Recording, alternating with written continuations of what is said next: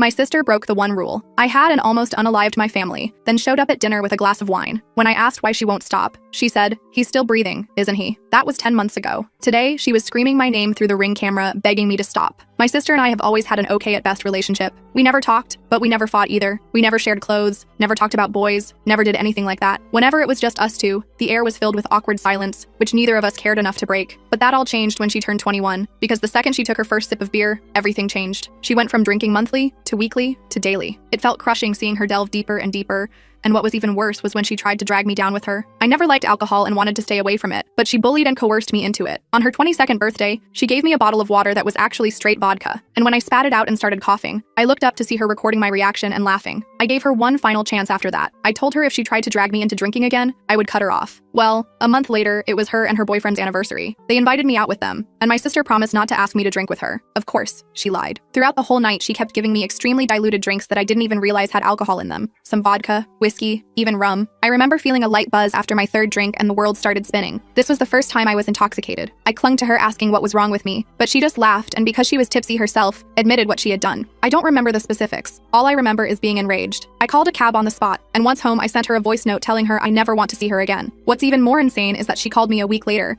blaming me for ruining her party, because everyone looked at her like she was an eye-hole after finding out why I left. I didn't even respond, just hung up. Life went on without her. I soon met the love of my life. We got engaged, got married. My sister wasn't invited, never even attempted to reach out. But then, coincidentally, when I was pregnant, she sent me a message. She said she saw my Facebook post about having a baby with my husband on one of her friends' accounts, and seeing it made her realize nothing is more important than family. She apologized and begged for another chance. I was very reluctant, but eventually agreed. We met up for coffee at a little brunch spot, and even though she was nice and apologetic, she still had 3 glasses of wine, which let me know she was still drinking regularly. I asked about it, and she said alcohol was a part of her life she never wishes to give up, but she did promise that if let her back into my life, she'd never drag me into drinking again. I thought long and hard about it, and I agreed. I wasn't sure what to expect, but everything actually went fine. She respected my boundaries, never asked me to drink, and never got more than tipsy in front of me. But then last week she came over to my house, and that was when I realized resuming contact with her was the worst thing I could have done. This was the first time I'd let her come over after my baby's birth. I had warned her that she wasn't allowed to go near the baby if she drank, and she told me that was no problem. I still had a bad gut feeling about it, but the last year gave me good reason to trust her, so I pushed my worries away. But then she came over with 2 bottles of wine. We all had a pleasant chat, and even my husband had a glass. I, however, did not drink. My sister almost finished the 2 entire bottles herself and was quite hammered. Still, the evening was going okay, but then she asked to use the bathroom. I pointed her upstairs, and after waiting a few minutes, I went to check on her to make sure she wasn't getting sick. But when I went up, she wasn't in the bathroom.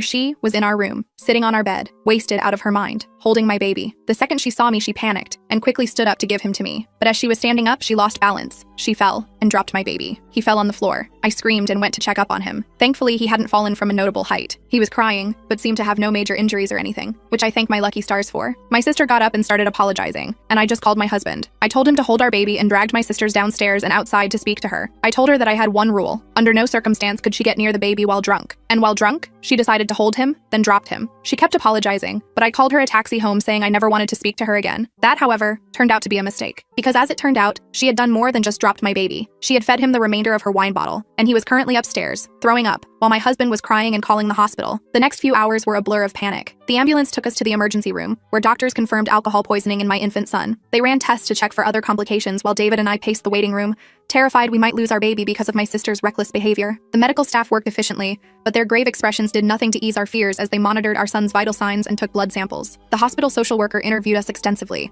looking suspicious when we explained how our son had ingested alcohol. I could see in her eyes that she thought we might be covering something up. They started a mandatory child welfare investigation, making us feel like criminals when we were the victims. We had to answer the same questions repeatedly, describing the incident in excruciating detail while our baby received treatment in another room. I tried calling Megan repeatedly during this nightmare, but she wouldn't answer. Texts went unread, voicemails unheard. She had simply vanished after the ambulance took us away. David had made her leave our house, but we expected at least a call to check if Jackson was all right. Her complete disappearance only confirmed that deep down, she knew the gravity of what she'd done. After an agonizing night at the hospital, the doctors finally told us Jackson would be okay. There was no permanent damage detected, though they warned us that even small amounts of alcohol could potentially cause developmental issues that might not be immediately apparent. We'd need to monitor him closely and bring him for follow-up appointments. The relief nearly buckled my knees, and David and I clung to each other, sobbing with gratitude that our son had escaped serious harm. When we brought Jackson home the next day, I was filled with equal parts relief and rage. My sister had endangered my child's life and then disappeared without taking any responsibility. That afternoon, while Jackson napped under David's watchful eye, I drove to Megan's apartment, running on adrenaline and no sleep. My knuckles were white on the steering wheel as I rehearsed what I would say, determined to make her understand the consequences of her actions. I pounded on her door until her boyfriend Thomas answered, looking hungover and confused. He claimed Megan wasn't there and hadn't come home last night after visiting us. I showed him photos of Jackson in the hospital and explained what happened. The color drained from his face. His shock seemed genuine, suggesting Megan hadn't even told him what had transpired. She's been getting worse, he admitted, drinking more than ever. I've tried to help, but you make excuses for her. I finished his sentence. You're enabling her, and she almost killed my baby yesterday. The words came out sharp and clear, cutting through whatever defense he might have been preparing. He denied this, saying she'd been through tough times that I didn't understand. I lost it then, telling him exactly what I thought of both of them. Before leaving, I made it crystal clear. If either of them came near my family again, I'd have them arrested. His stammered apologies followed me down the hallway, but they meant nothing compared to my baby's safety. Back home, I found David holding Jackson, who was thankfully sleeping peacefully. We agreed immediately. My sister was permanently cut from our lives. We blocked her number, social media accounts, and email addresses. We installed a simple security camera at our front door. We documented everything that had happened for potential legal action if necessary. The decisions came easily. Our son's safety was non-negotiable. For a week, we focused solely on Jackson's recovery, taking turns monitoring him day and night. He seemed to be bouncing back well, showing no lasting effects from the ordeal. We were just starting to breathe easier when my phone exploded with messages from relatives. Megan had posted a tearful, clearly intoxicated video online claiming I was keeping her from her nephew out of spite. She described herself as a loving aunt who made one tiny mistake and was now being cruelly punished. The video had prompted a flood of family members to contact me,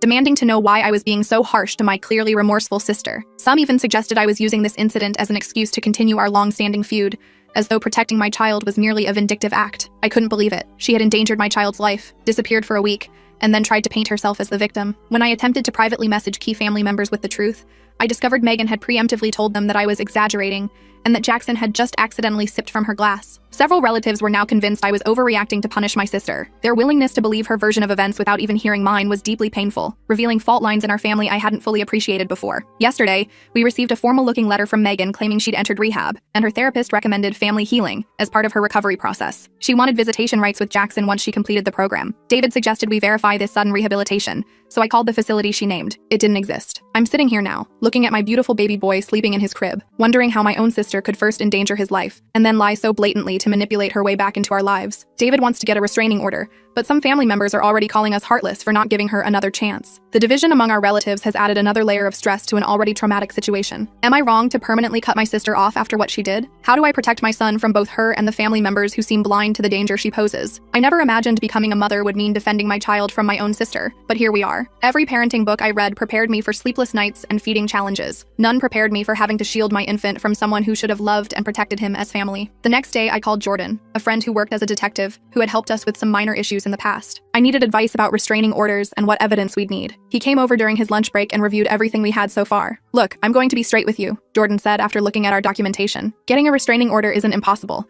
but judges typically need more than one incident to establish a pattern of behavior. I showed him the fake rehab letter, the social media posts, and played the drunken video Megan had posted. His expression grew more serious with each piece of evidence. Document everything, he advised. Every text, every call, every social media post. Set up cameras if you can afford them. And most importantly, don't engage with her directly. After he left, I set up a separate email account just for documenting Megan's harassment. I forwarded all the messages from relatives, screenshots of her social media posts, and wrote a detailed account of what happened with Jackson while it was still fresh in my mind. David installed additional security cameras covering our backyard and driveway. That night, we got our first alert from the front door camera. I checked the footage expecting a package delivery or something innocent. Instead, I saw Megan stumbling up our walkway at 11:30 p.m., clearly intoxicated, with a bouquet of flowers and a teddy bear. She rang the doorbell repeatedly, then sat on our porch for nearly 20 minutes before leaving the items with a note. David went out to retrieve them when she was gone. The note read, "I'm so sorry for the misunderstanding. Please let me see my nephew. He needs his auntie in his life. Love, Meg." The flowers reeked of cigarette smoke and alcohol, like she'd brought them straight from a bar. I added this incident to our documentation file and threw everything in the trash. The fact that she'd come to our home drunk just proved she hadn't changed at all. The next morning, I called our pediatrician to warn them that Megan might try to access Jackson's medical records. They added a note to his file requiring additional verification for any information requests. Later that day, I received a call from the pediatrician's office. "Mrs. Mitchell, this is Stacy from Dr. Peterson's office. I wanted to let you know that someone claiming to be your sister called requesting copies of Jackson's records. Following your instructions, we declined to release any information." My blood ran cold. Did she say why she wanted them? She said she was helping you gather documentation for a specialist consultation. When we asked for the authorization form you supposedly signed, she hung up. I thanked Stacy for the call and immediately contacted Jordan again. He said this strengthened our case but still wasn't quite enough for an emergency restraining order. He suggested we notify Jackson's future daycare about the situation. situation. The following day, David and I visited Little Explorers Daycare where we'd planned to enroll Jackson when I returned to work. As we explained our situation to the manager, Karma, her expression shifted from professional politeness to concern. "Actually," she said hesitantly, "someone matching your sister's description was here yesterday,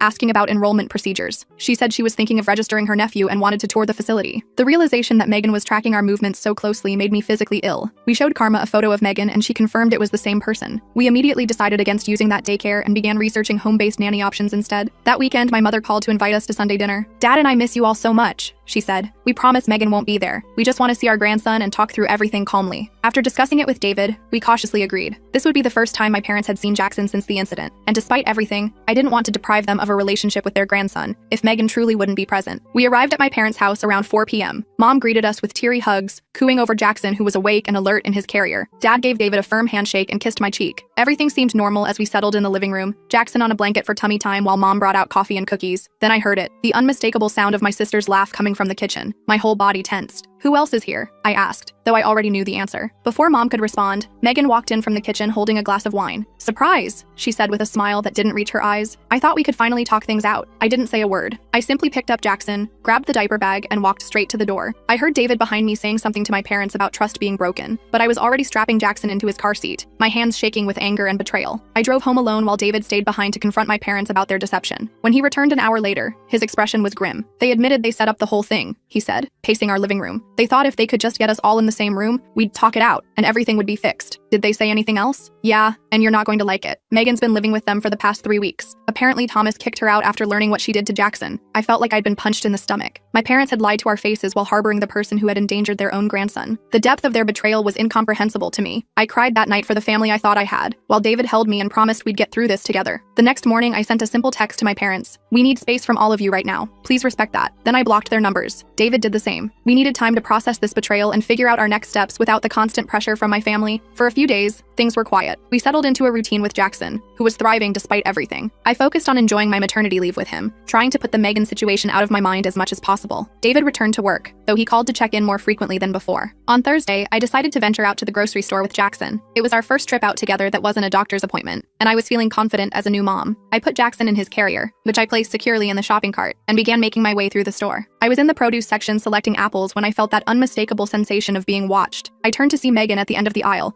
pretending to examine a display of oranges while clearly tracking my movements. When our eyes met, she quickly looked away, acting as if she hadn't seen me. My heart raced. This couldn't be a coincidence. This was our local store, far from my parents' house where she was staying. She must have followed me here. I abandoned my half-filled cart and headed straight for the exit, clutching Jackson's carrier tightly. In the parking lot, I scanned for Megan but didn't see her. I quickly secured Jackson in the car and drove home, checking my rearview mirror constantly. Once home, I had a full-blown panic attack, my first ever. I couldn't catch my breath, my heart was racing, and I was convinced Megan was going to appear at any moment. I called David at work, barely able to speak coherently. He came home immediately to find me still shaking, Jackson thankfully napping peacefully in his bassinet. "We need legal help," David said once I'd calmed down. "This is stalking." The next day, we consulted with Jordan again, who agreed we needed to pursue a restraining order more aggressively. He reviewed our documentation and explained our options. "For a restraining order, we typically need evidence of threats or harassment," he explained. "Following you in a grocery store is concerning, but difficult to prove as intentional harassment. Courts generally want to see a pattern of behavior that would make a reasonable person fear for their safety." "So there's nothing we can do?" David asked, frustration evident in his voice. "I didn't say that," Jordan replied. "Start documenting everything. Times, dates, locations. Set up more cameras. If she keeps showing up where you are, that builds our case. And don't respond to any contact attempts. That can be used against you to argue the contact was welcome." We left Jordan's office with a plan. We would document meticulously, avoid all contact, and build our case. It wasn't the immediate solution we wanted, but it was something. Over the next week, Megan escalated her attempts to contact us. She created new email addresses to bypass our blocks, sent daily messages about her recovery journey, and left voicemails asking for just 5 minutes with Jackson. Each message started sympathetically enough, but inevitably included subtle guilt trips and manipulative language. "I know you're just trying to protect Jackson," one voicemail said, "but do you really want him growing up without knowing his aunt who loves him so much? Don't you remember how much you loved spending time with Aunt Patty when we were kids?" I saved everything without responding. With each message, her tone gradually shifted from pleading to demanding, from "I understand why you're upset" to "you're being unreasonable, and you can't keep him from me forever." 2 weeks after the grocery store incident, our newly hired nanny, Jessica, reported something disturbing. While taking Jackson for a walk in the neighborhood, she noticed the same car circling the block 3 times. She couldn't identify the driver, but the behavior was concerning enough that she cut the walk short and returned to our house. "I'm probably being paranoid," Jessica said, "but with everything you've told me about your sister, I didn't want to take any chances." We thanked her for her vigilance and decided to invest in a GPS tracking device for the stroller. It felt ridiculous. What parent has to track their baby's stroller because of their own sibling? But we were taking no chances with Jackson's safety. The next day, I received a troubling call from Dakota,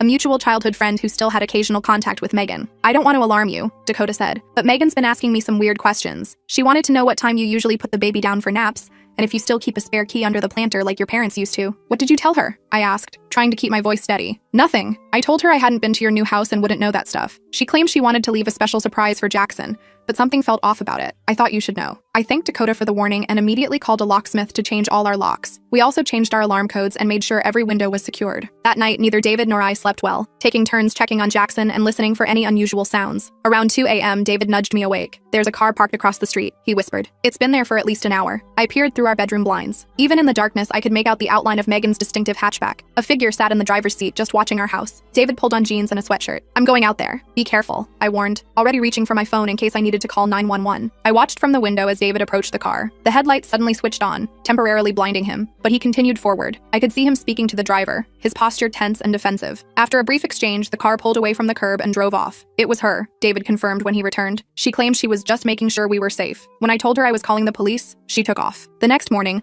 we took this new evidence to Jordan, who agreed we finally had enough for a temporary restraining order. We filed the paperwork that day, and the order was granted within hours. Megan was now legally prohibited from coming within 500 feet of us, our home, or Jackson's doctor's office. For about a week, the restraining order seemed to work. We didn't see Megan's car, receive any messages from unknown accounts, or notice anyone following us. We began to relax slightly, thinking perhaps the legal action had finally gotten through to her. Then I discovered something horrifying. While checking Instagram one evening, I stumbled across a mommy blog account using photos of Jackson. The account was called Auntie's Adventures and featured dozens of my Facebook photos of Jackson with captions like, "My precious nephew growing so fast," and "Can't wait for our next cuddle session." I dug deeper and found 3 more fake accounts across different platforms, all using stolen photos of my son and pretending to have a relationship with him. One even included fabricated stories about babysitting adventures and special auntie and nephew moments that never happened. I spent hours reporting these accounts and adjusting our privacy settings to lock down all our personal information. David contacted Jordan about this new development, but since Megan hadn't directly contacted us or approached us physically, the fake accounts didn't technically violate the restraining order. The stress was taking a toll on both of us. David suggested we start therapy to help deal with the constant anxiety and hypervigilance we were living with. We found a therapist specializing in family trauma and scheduled our first session for the following week. During that first therapy session with Dr. William, we took turns explaining the situation, from the initial incident with Jackson to the ongoing stalking behavior. Dr. William was validating and supportive, helping us understand that our reactions were normal given the circumstances. Halfway through the session, David's phone rang. He apologized and moved to silence it, but then saw it was our neighbor calling. He answered, listened for a moment, then his face went pale. "We need to go," he said, already standing. "Someone broke into our house." We rushed home to find 2 police officers in our driveway. Our neighbor had called 911 after noticing our side door standing open. The officers had cleared the house and found no one inside, but invited us to check if anything was missing. Everything in the living room and kitchen appeared untouched. Our electronics, jewelry, and other valuables were all in place. But when we reached Jackson's nursery, I stopped dead in my tracks. On the changing table sat a large gift basket wrapped in cellophane with a pink bow. Inside were baby clothes, toys, and a card signed, "With love from Auntie Megan." But something was wrong. I approached the basket cautiously and detected a strong smell of wine. When David carefully unwrapped it, we discovered all the baby clothes were soaked in red wine. The card inside read, "Since you won't let me see him, I thought I'd send something for him to remember me by. Blood is thicker than water, but wine leaves a stronger stain." The police documented everything and took the basket as evidence. They explained that since nothing was damaged or stolen, and Megan had left before they arrived, they could only add this to our case file. The officer suggested we consider installing more security cameras and perhaps getting a dog as an additional deterrent. After they left, David and I sat on the couch in stunned silence. The violation of our home, specifically our baby's room, left me feeling violated and terrified. The wine-soaked clothes were a clear reference to the original incident and showed that Megan not only felt no remorse, but was actively taunting us about it. "We can't stay here," I finally said. "She knows where we live, she can get in anytime she wants, and the police can't do anything until after she's already done something." David agreed. "My parents have been asking us to visit. Maybe we could go stay with them for a while. They live in Lakeside. She wouldn't think to look for us there." The next day, we packed essentials for an extended stay, installed additional security cameras that would send alerts to our phones, and drove to David's parents' house in Lakeside. We didn't tell anyone where we were going, not even our close friends, fearing the information might somehow get back to Megan. David's parents, Michael and Barbara, welcomed us warmly, converting their home office into a temporary nursery for Jackson. They were horrified by our situation and promised to help however they could. Their house was in a quiet, gated community with good security, which gave us some peace of mind. For the first 3 days at his parents' house, I finally relaxed enough to sleep through the night. Being away from our home and the constant fear of Megan appearing gave me space to breathe. Jackson seemed to sense the change in atmosphere too. He was smiling more and fussing less. On the 4th day, my phone chimed with a text from an unknown number. "Nice place. The garden looks peaceful." My blood ran cold. I showed David the message, and he immediately went outside to scan the neighborhood. There was no sign of Megan, but the message was clear. She had somehow found us again. Michael, David's father,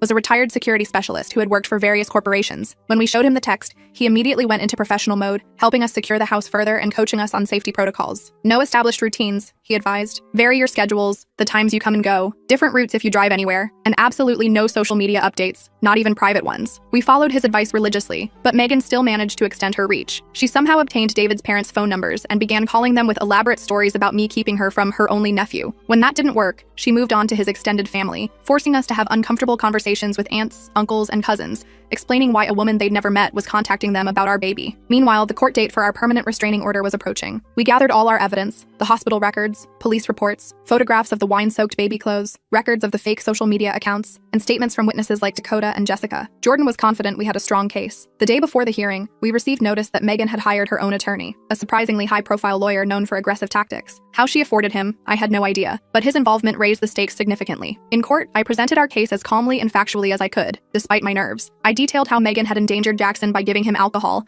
her subsequent stalking behavior, the break-in, and the ongoing harassment. Our documentation was thorough and well-organized, thanks to my obsessive record-keeping over the past weeks. Then Megan's lawyer stood up. He portrayed her as a struggling alcoholic who had made one terrible mistake and was being unfairly punished while trying to recover. He claimed I had a history of exaggerating Megan's behavior due to childhood jealousy, and that I was using this incident to permanently cut her off from family connections she desperately needed for her recovery. My client has enrolled in rehabilitation, Your Honor, he said smoothly. She acknowledges her grave error in judgment but is actively seeking help. Permanently severing family ties through this order would be detrimental to her recovery and denies the possibility of supervised reconciliation in the future. The judge asked several pointed questions of both sides, then announced he would take a 30-day continuance to review all evidence before making a final decision. In the meantime, the temporary restraining order would remain in effect. We left the courthouse feeling deflated. We'd hoped for immediate resolution, but now faced another month of uncertainty. As we walked to our car, I spotted my mother standing near the courthouse steps. She approached cautiously, looking thinner and more tired than I remembered. "Can we talk?" she asked. "Just for a minute." David squeezed my hand but stepped away to give us privacy. I crossed my arms defensively, not ready to forgive her betrayal. "Megan told us she's having suicidal thoughts," my mother said without preamble. "She says being cut off from family is killing her. Can't you drop this restraining order and let us work together as a family to help her?" I couldn't believe what I was hearing. "Mom, she gave alcohol to my infant son. She broke into our house. She's stalking us. And you want me to just forgive and forget because she says she's suicidal?" My mother looked down. "We're just trying to help both our daughters. Is that so wrong? How did she find us at David's parents' house?" I asked suddenly, a suspicion forming. My mother's guilty expression confirmed my fears before she spoke. "I might have mentioned where you were staying. I didn't think it was a secret." The betrayal hit me all over again. My own mother had compromised our safety, all while trying to guilt me into dropping protections for my child. I took a deep breath, fighting back tears. "We're done here," I said quietly. "Don't contact us again until you decide which daughter's well-being you actually care about." I walked away, joining David at the car. As we drove back to his parents' house, I explained what had happened. We decided it was time to cut contact with my parents as well, at least temporarily. They had proven they couldn't be trusted with even basic information about our whereabouts. That evening, David's mother handed me a sealed envelope that had been dropped off while we were at court. "A young man delivered this," she explained. "He said it was important." Inside was a handwritten letter from Thomas, Megan's ex-boyfriend. He explained that he'd broken up with her after witnessing her obsession firsthand and wanted to warn us about her deteriorating mental state. "She talks about rescuing your baby all the time," he wrote. "She's drinking heavily again and has a whole wall covered with photos of him printed from your old social media. I'm truly scared for what she might do and thought you should know." We immediately provided this information to Jordan and the police, who finally began taking our concerns more seriously. Jordan filed an addendum to our restraining order request, including Thomas's letter as new evidence. The night before our rescheduled court date, the security system at David's parents' house triggered an alert. The cameras captured Megan attempting to enter the backyard by scaling the fence. The alarm had activated automatically,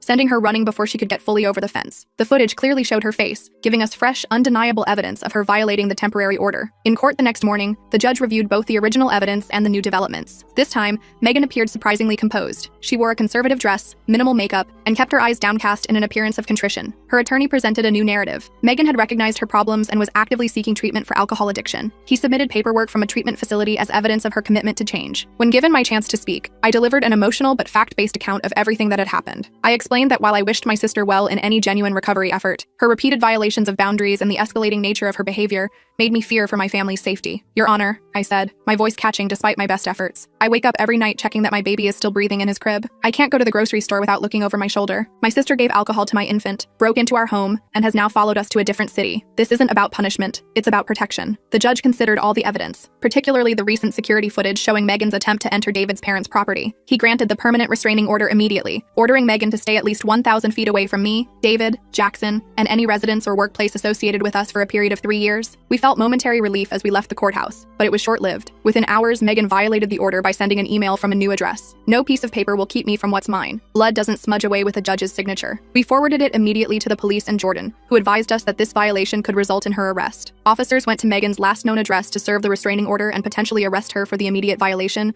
but discovered she had vacated her apartment days earlier. What they found there was disturbing. According to the officer who called us, her apartment was filled with empty liquor bottles and a wall covered with printed photos of Jackson, some taken from social media, others clearly photographed through windows or from a distance. There were also maps with our routines noted, including Jackson's usual nap times and when David typically left for work. An alert was issued for Megan's apprehension, which only intensified our fear. Not knowing where she was or when she might appear next meant we couldn't let our guard down for a moment. We decided to remain at David's parents' house rather than return home, feeling at least somewhat safer with the gated community and additional security measures. 3 tense days passed with no sign of Megan. We began to hope that perhaps she'd left the area entirely, seeking a fresh start somewhere else. David even ventured back to our house briefly to collect more of our belongings, reporting that everything seemed untouched since we'd left. On the 4th day, Jessica took Jackson to the community park within the gated neighborhood. David's mother went along, giving me my first hour alone in weeks. I used the time to shower and actually blow dry my hair, small acts of self-care that had become luxuries in our constant state of vigilance. My phone rang just as I was finishing. It was Jessica, her voice tight with controlled panic. "I think I just saw your sister," she said quietly. "There's a woman who's been following us around the park for the last 20 minutes. She's keeping her distance, but I recognize her from the photos you showed me." My heart raced. "Where are you now?" "Near the playground. Your mother-in-law is with Jackson on the swings. I stepped away to call you." "Stay with them," I instructed. "David will be there in 2 minutes. I'm calling the police." I hung up and immediately called David,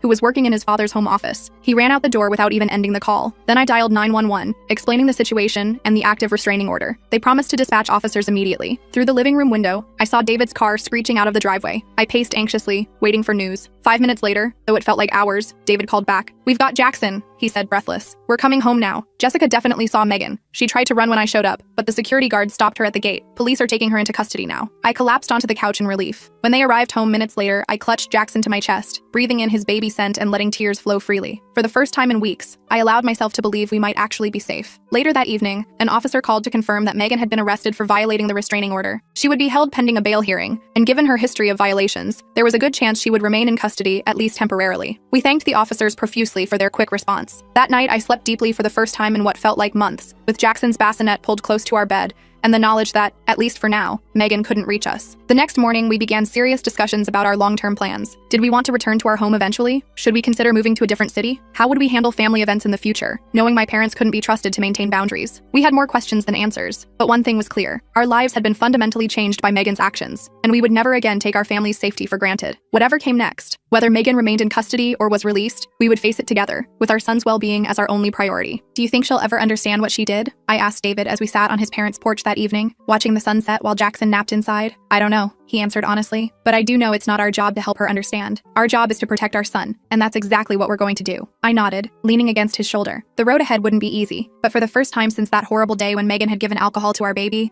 I felt like we might actually find our way through this nightmare. The bail hearing was set for the next morning, and David insisted on attending to make sure the judge understood the severity of the situation. His mom offered to stay with me and Jackson, which was a relief since I wasn't mentally ready to face Megan again so soon. When David returned a few hours later, his expression was a mix of relief and concern. "She got bail," he said, dropping onto the couch beside me. "But there are conditions. She has to wear an ankle monitor to track her movements, submit to weekly drug and alcohol testing, and stay at least 1,000 feet from us at all times." "How did she seem?" I asked, bouncing Jackson gently on my knee. "Oddly calm. Her lawyer did most of the talking. She just sat there staring straight ahead. The only time she showed any emotion was when they mentioned the alcohol monitoring. She actually argued with her lawyer about it. That didn't surprise me. Even with everything at stake, alcohol was still her priority." We decided to remain at David's parents' house a while longer, not quite trusting the monitoring system to keep us safe. Jackson seemed happy enough with the arrangement, thriving under the additional attention from his grandparents. 2 weeks later, we received a call from Jordan. He'd been keeping tabs on Megan's case and had news. They did a full substance abuse evaluation as part of her bail conditions, he explained. The assessment revealed more than just alcoholism. The psychologist found concerning personality disorder traits that might explain her fixation on your son. "What does that mean for us?" I asked. "The court has ordered her to undergo dual treatment, both for alcohol addiction and for her mental health issues. It's actually a good thing. She'll get more comprehensive monitoring than just for the drinking." I felt a strange mix of emotions at this news. On one hand, it was validating to hear professionals confirm what we'd suspected, that Megan's issues went deeper than just alcohol. On the other hand, a diagnosis didn't undo the trauma she'd caused or guarantee she'd actually improve. About a month into Megan's court-mandated treatment, we received a formal letter from her therapist. They were requesting a supervised family session as part of her treatment plan. The letter emphasized that our participation was entirely voluntary and would only occur in a controlled, therapeutic environment. David and I discussed it with our own therapist, Dr. William, who we'd continued seeing through video sessions. "I'd advise against it at this early stage," he said. "Megan needs to show sustained progress in her individual therapy before family involvement would be beneficial. And even then, I'd recommend starting with just you two adults, not including Jackson." We sent a polite but firm response declining the invitation, explaining that we weren't ready for direct contact. To our surprise, the therapist responded with understanding, saying they would continue working with Megan individually and might reach out again in the future if appropriate. Around this time, my parents made another attempt at reconciliation. My father called David's cell phone, knowing I probably wouldn't answer if they tried me directly. "Please just listen," Dad said when David reluctantly put him on speaker. "Your mother and I have been doing a lot of thinking. We spoke with Megan's doctors too. We understand now that we've been enabling her behavior for years, making excuses instead of holding her accountable. That's great, but it's a little late," I replied, not bothering to hide the bitterness in my voice. "We know," Mom chimed in, apparently also on the call. "We failed both our daughters. We failed you by not protecting you from her behavior,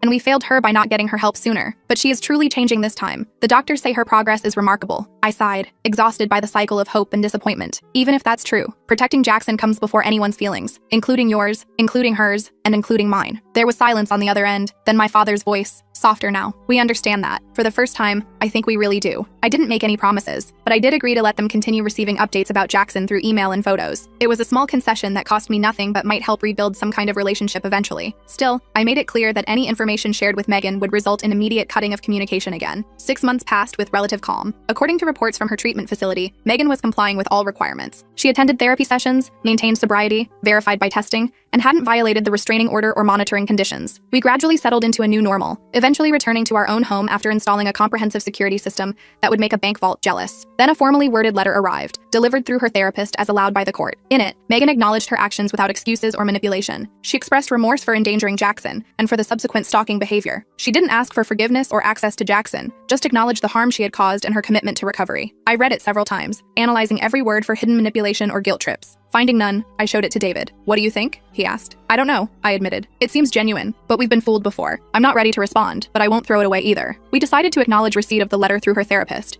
but maintained our position that direct contact wasn't currently on the table. The therapist continued sending occasional updates, all indicating significant improvements in both Megan's sobriety and understanding of boundaries. I remained cautious, insisting on concrete evidence of change. Over an extended period before considering any kind of reconciliation, we agreed to receive updates but refused direct contact until she demonstrated at least 1 year of stability. It was a hard line, but one David fully supported. Some family members called us stubborn, but they hadn't lived through what we had. 14 months after Megan's arrest, her therapist reached out again, proposing a carefully controlled meeting in their office. The idea sent me into an anxiety spiral. Despite all evidence of Megan's progress, the thought of facing her brought back all the fear and trauma. David suggested a compromise. "What about a video session first? That way we could disconnect immediately if things went south." It seemed like a reasonable middle ground. We scheduled the session for the following week, with her therapist moderating and our therapist Dr. William joining to support us. When Megan's face appeared on the screen, I was struck by how different she looked. Her complexion was clearer, her eyes brighter and more focused. The slightly bloated appearance that comes with heavy drinking was gone. She seemed genuinely transformed. "Thank you for agreeing to this," she began. "I know it couldn't have been an easy decision." For the next hour, she spoke candidly about her recovery journey. She acknowledged the harm she'd caused without excuses, taking full responsibility for her actions. She talked about the work she'd done to understand the roots of her alcoholism and her unhealthy fixation on Jackson. "I was trying to fill an emptiness inside me," she explained. "When you got pregnant, I convinced myself being an aunt would give me purpose. Then when you rightfully kept me away after what I did, that obsession just grew." I listened silently, monitoring my own emotional reactions while trying to assess her sincerity. "I hope someday I can be an aunt to Jackson in whatever capacity you deem appropriate," she said toward the end of the session. "But I understand that may never happen, and that's a consequence of my actions that I have to accept." That comment triggered my protective instincts. "I appreciate your progress," I said carefully, "but I need to be very clear. Access to my child is not on the table in any foreseeable future. Any relationship we might rebuild would be between us as sisters only." To my surprise, she nodded without argument. "I understand completely. That's a totally reasonable boundary." After several more video sessions over the course of 2 months, we cautiously agreed to an in-person meeting at her therapist's office. When Megan arrived, she was carrying a gift bag. "This is for Jackson," she said, holding it out. I immediately stiffened, thinking of the wine-soaked clothes from before. "We discussed no gifts," I reminded her. "You're right. I'm sorry." She set the bag aside without protest. Old habits. I should have respected that boundary. The fact that she accepted this correction without defensiveness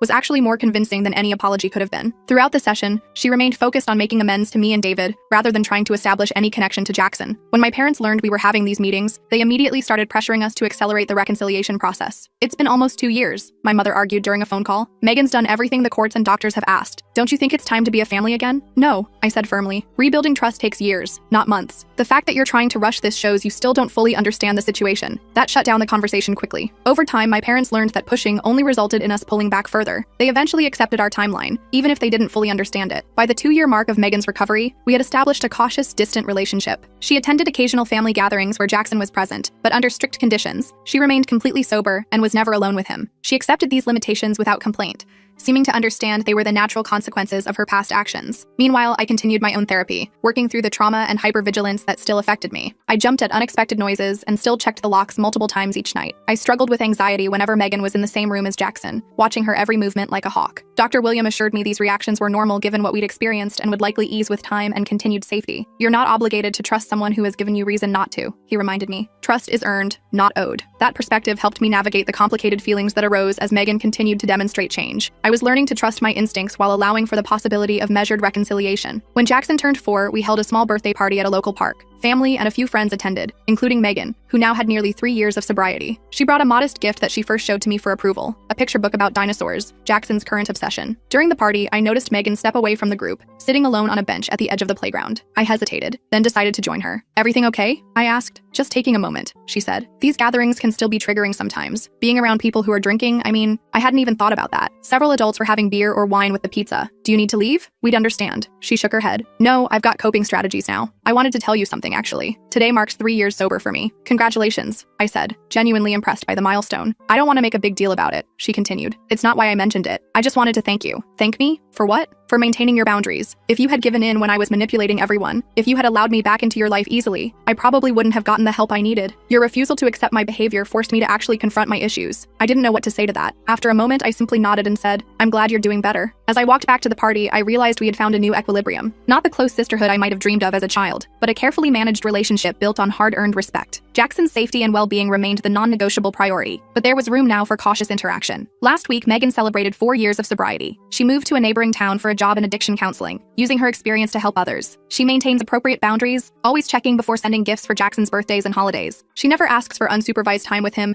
and respects our parenting decisions without question. Sometimes I catch myself watching her interact with Jackson during family gatherings, him showing her his latest Lego creation, her responding with appropriate interest. In those moments, I feel a complex mix of emotions, lingering wariness, sadness for what might have been in a different reality, but also a measured appreciation for the work she's done to change. Jackson knows a simplified version of our history. We explained that Auntie Megan was very sick when he was a baby and made some bad choices that meant she couldn't see him for a long time. He accepts this with the straightforward logic of children, neither particularly attached to her nor afraid of her. As for me, I've come to accept that some wounds never fully heal. I doubt I'll ever completely relax when Megan is around Jackson. I'll probably always have that instinctive urge to move closer when she interacts with him, but the acute fear has subsided, replaced by a vigilant caution that feels manageable. David and I recently discussed having another child. The conversation brought up unexpected anxiety for me. Memories of those terrifying days with Jackson flooded back, but David gently reminded me that we're not the same people we were then. We're stronger, more prepared, with boundaries firmly in place. We can't let fear of what happened in the past stop us from building our future, he said, holding my hand across the kitchen table. He's right, of course. The best revenge against trauma is to not let it control your life forever. We're moving forward cautiously, but deliberately, holding our boundaries firm while allowing for the possibility of growth and change. I still have the letter Megan sent from treatment all those years ago. I keep it as a reminder of how far we've all come, but also as evidence should we ever need it again. Trust, once broken, is never quite the same, but life continues, and families evolve. Ours certainly looks different than I ever imagined, shaped by crisis and painful reckonings, but ultimately stronger for having weathered the storm. Sometimes people ask if I've forgiven my sister. That's a complicated question without a simple answer. I've accepted the reality of our relationship as it exists now. I've acknowledged her work toward change, but forgiveness implies forgetting, and as a mother, I can never forget. Instead, I found something more practical and sustainable, a cautious peace built on clear expectations and demonstrated behavior rather than promises or obligations. That's the thing about real life. It rarely wraps up with neat bows and perfect resolutions. Sometimes the best ending isn't reconciliation, but a clearer understanding of necessary boundaries. Sometimes heroism looks like simply protecting your child, day after day,